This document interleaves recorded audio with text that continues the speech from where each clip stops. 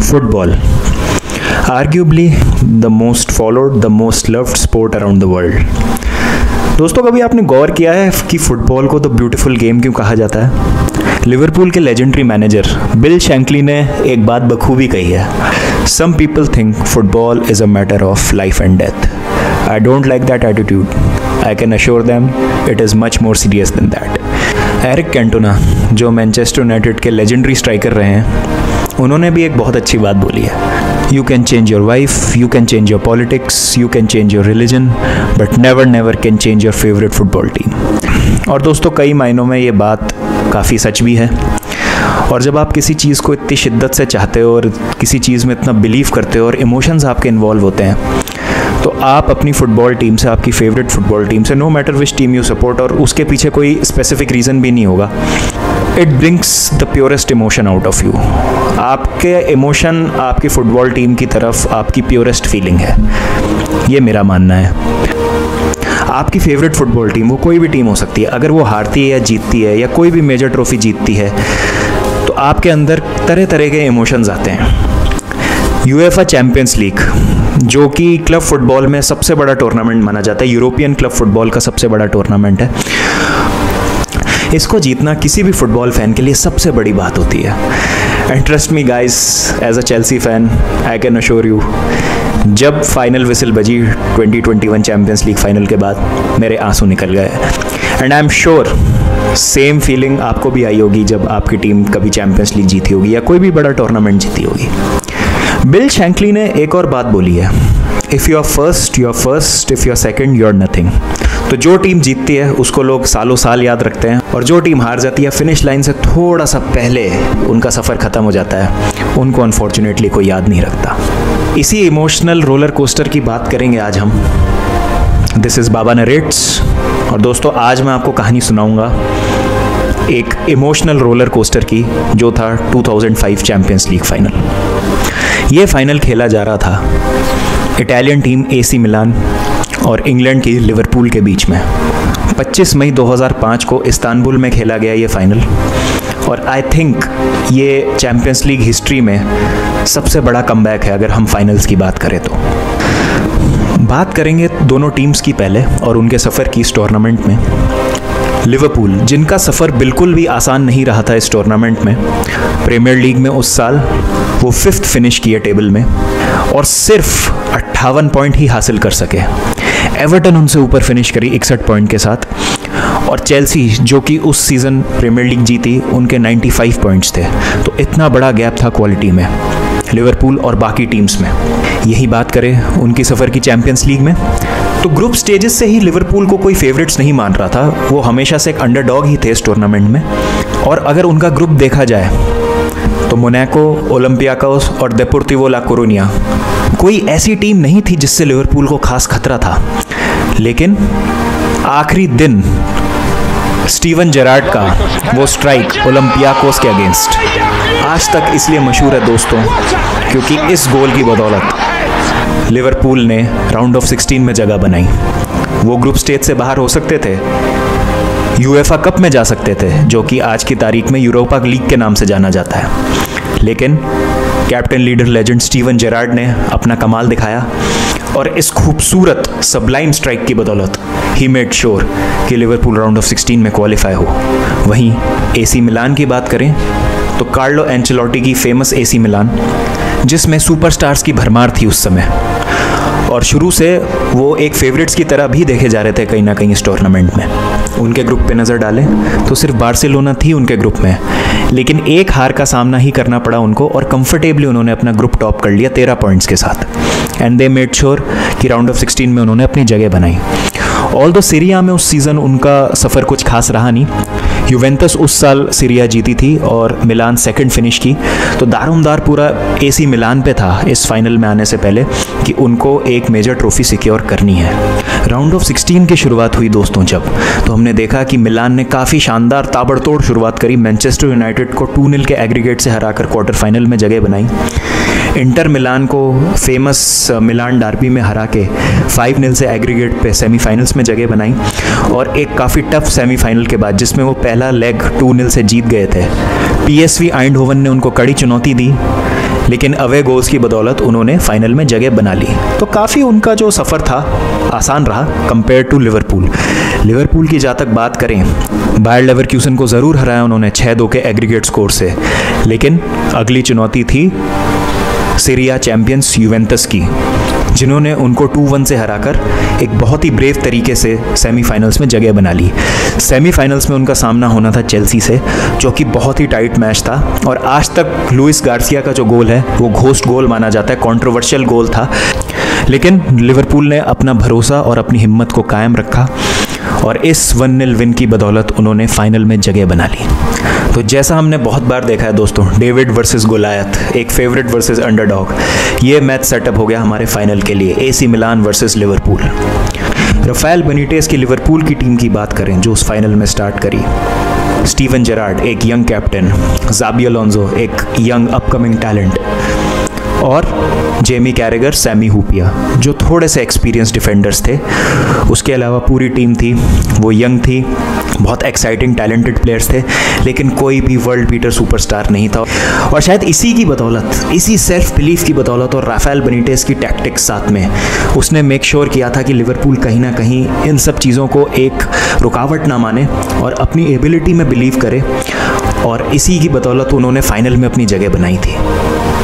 यहीं हम AC Milan की बात कर ले, कार्लो एंचेलोटी की एसी मिलान, सुपरस्टार से भरी हुई है टीम। Goalkeeper Dida, legendary players defence में माल्डीनी, नेस्टा, स्टाम, ब्राज़ील के captain Cafu, Andrea Pirlo, one of the most creative midfielders of modern generation, Clarence Seedorf, Gattuso, मेरे पर्सनल फेवरेट काका, और एक lethal strike partnership Hernan Crespo और Andriy Shevchenko की। Shevchenko जिन्होंने पिछले साल ही 2004 में बैलन डोर जीता था। तो इस लेवल की ये टीम थी। ज़्यादा लोग इस फाइनल में लिवरपूल को चांस दे नहीं रहे थे और शुरुआत हुई one of the most craziest champions league final की। और क्या शुरुआत हुई इस फाइनल की। पहले मिनट में ही मिलान के कैप्टन पाओलो माल्डीनी ने गोल करके ये दिखा दिया कि ये मैच आसान नहीं होने वाला है लिवरपूल के लिए। पूरा फर्स्ट हाफ डोमिनेट करने के बाद, बहुत सारे चांसेस बनाने के बाद, हर्नन क्रेस्पो ने 39वें मिनट में मिलान की लीड डबल कर दी। और जैसे ही लग रहा था कि हाफ टाइम पे ये मैच जाए, लिवरपूल थोड़ा सा रीग्रुप हो, हाफ टाइम के जस्ट पहले 44 मिनट में हर्नन क्रेस्पो ने फिर गोल स्कोर करके मिलान की लीड को तिगुना कर दिया।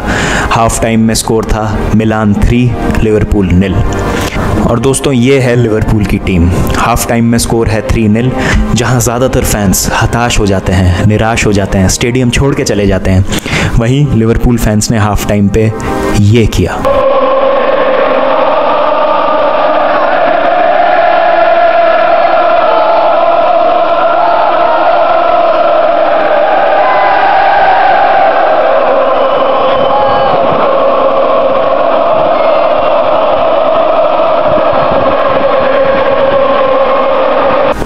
फैंस अपनी टीम को पूरी तरीके से बैक कर रहे थे। उनको भरोसा था कि एक अगर अर्ली गोल आ जाएगा सेकंड हाफ में तो शायद कमबैक पॉसिबल है, और हमको एग्जैक्टली वही देखने को मिला।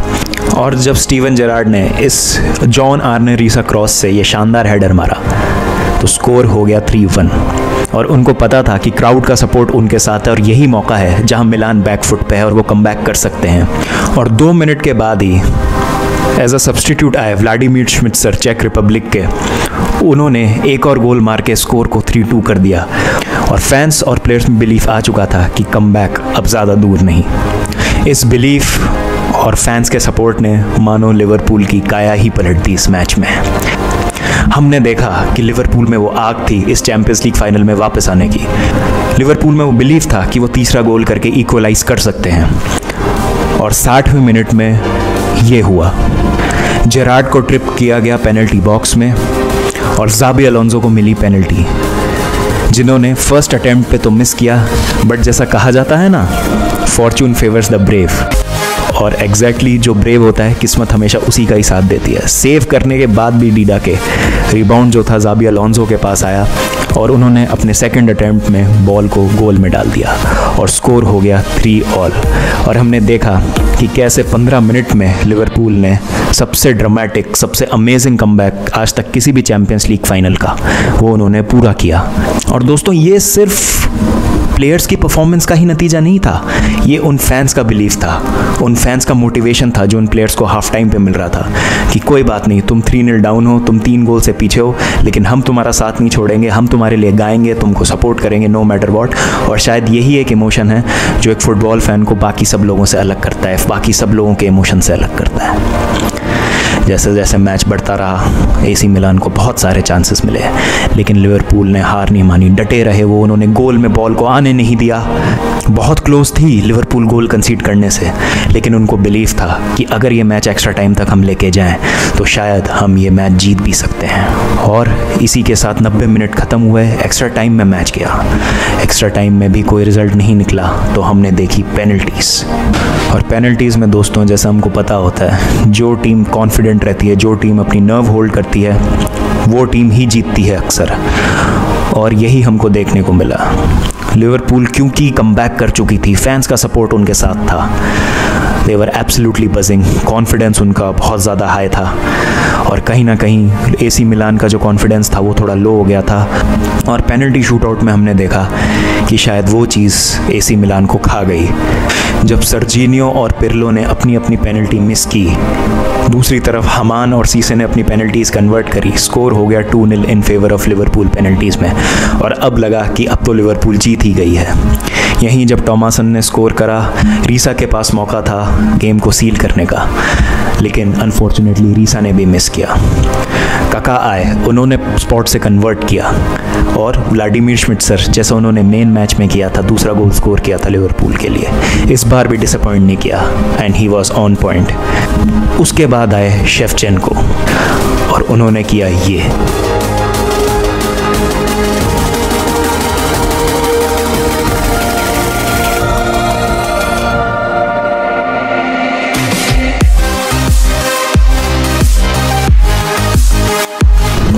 जेसी डूडेक के शानदार सेव की बदौलत लिवरपूल ने अपना 5th champions league title secure किया।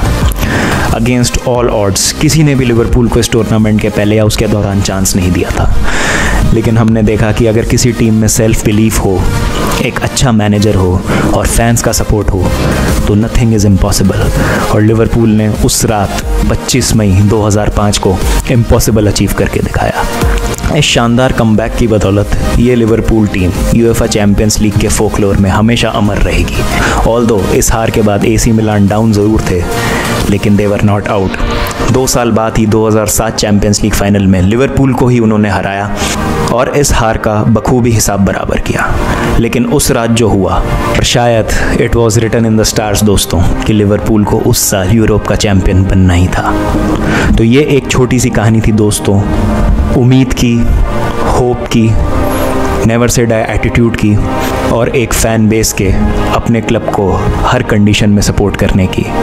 और जब ये चीज़ें होती हैं तो कुछ भी नामुमकिन नहीं। मिलेंगे दोस्तों अगले एपिसोड के साथ, जब तक अपना ध्यान रखें एंड टेक केयर।